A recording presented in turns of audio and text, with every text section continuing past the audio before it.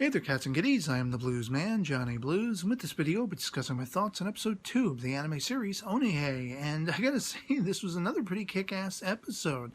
I don't know what it is about this particular anime, whether it's the time and place setting, the characterization, or just this great sense of storytelling that it has.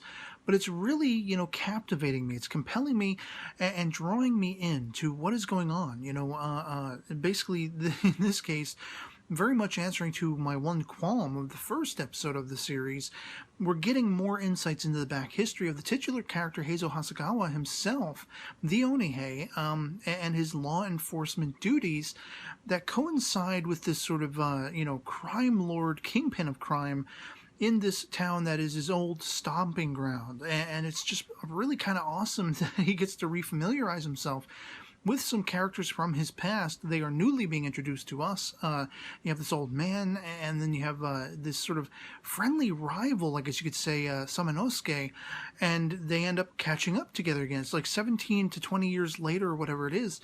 And we get to see Heizo as a young man when he found his passion for sword fighting, sparring back and forth and competing against this Samanosuke cat.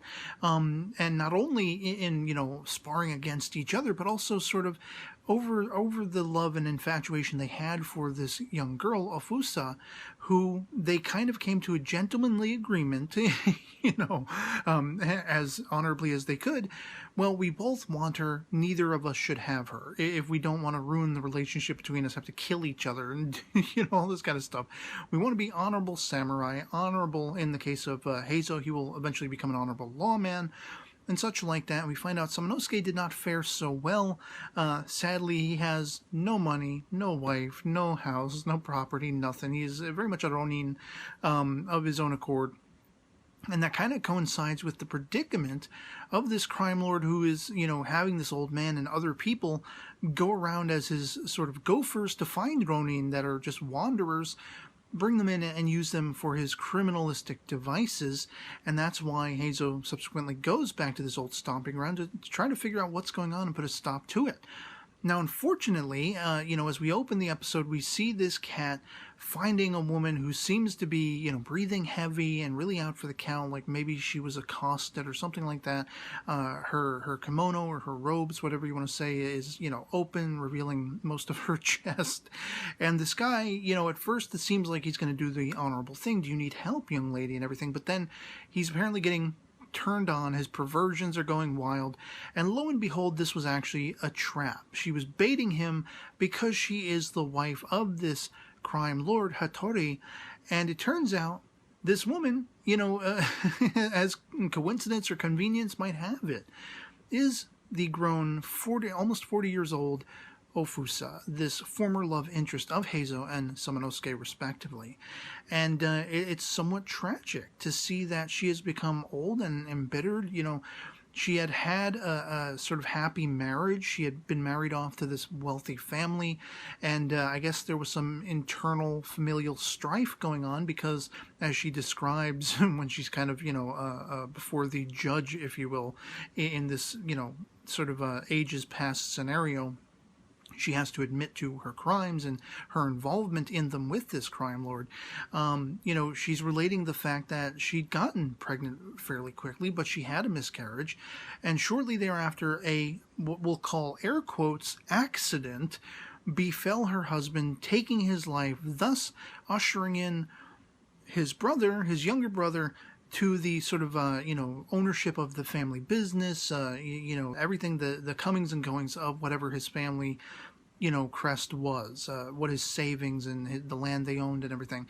And so she is effectively, after some time, she's being bullied and pushed around and called a nag and incompetent by this brother, who then just gives her a bag of coinage and sends her packing. And so she eventually runs into this Hattori guy who, I guess, makes her an offer she can't refuse. And her life just begins this downward spiral because she says she began to understand how cruel life really was, what the reality of this life was. If she hoped to survive, she'd have to scrape the bottom of the barrel, the bottommost dregs of humanity, being used and abused, being used for the pleasure of this crime lord and everything like that. And eventually she found this to be salacious and attractive, and she became very much, an extension of his criminalistic activities in her own accord. She's baiting this guy that they end up murdering just to get a box of his, whatever coinage he has, whatever wealth he has, and personal possessions. And so to see Heizo realize that, in, meeting up with this old friend of his that he knew so many years ago, and getting the information he needs to jump in to the sort of, crime lord's little pad, his little hidden fortress, or whatever you want to call it, where illegal gambling and all this kind of stuff, doping people out of their savings and their money, all that kind of stuff was going on. He's able to go in and find this woman who he hears, the name from the old man, Ofusa, and he's incredulous. He almost can't believe, could this be this girl of old that, I and my friend Samanosuke, we were so infatuated with? And lo and behold, it is true. It is her. And he calls Samanosuke to overhear this judgment, this tribunal, where she ends up admitting how her life came to this. And it's somewhat tragic that Samanosuke, for all of the losses of his life, he shed tears. And, I had really started to wonder if Samanosuke was going to be very bitter himself toward Heizo, as like blaming him, because of this stupid agreement. Look at how her life was ruined. Look at the nothing that I have, that I've accumulated in my life, the lack of success that I've had. And it could have been so much better were it not for this stupid agreement, all this kind of stuff. But thankfully, and surprisingly, it did not go that way. These are men of honor. These are samurai of old. And Samanosuke was actually looking at the sort of silver lining. We were reunited because of this crime lord's activities, and Ofusa just happened to be a part of that. And now we can kind of move on and lay that to rest, now that we know, the downward spiral she was on and where it led her. Now we don't have to really pine over it anymore. And we are reunited. We are friends anew all over again.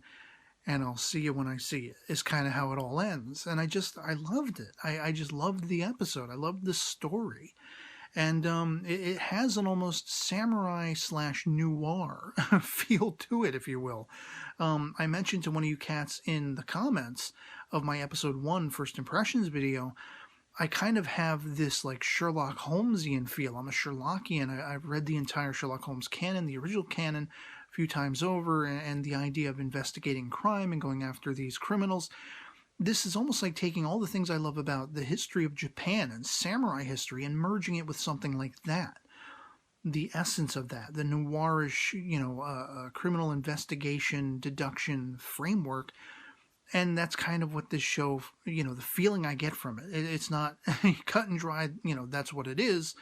It's not a procedural, it's not investigating mysteries and everything like that. There is some level of investigation, but just the way the characters are drawn out and the way the story is weaved and told, it just was really awesome to me. And it really harkens back to that sensation I got reading those Holmes stories.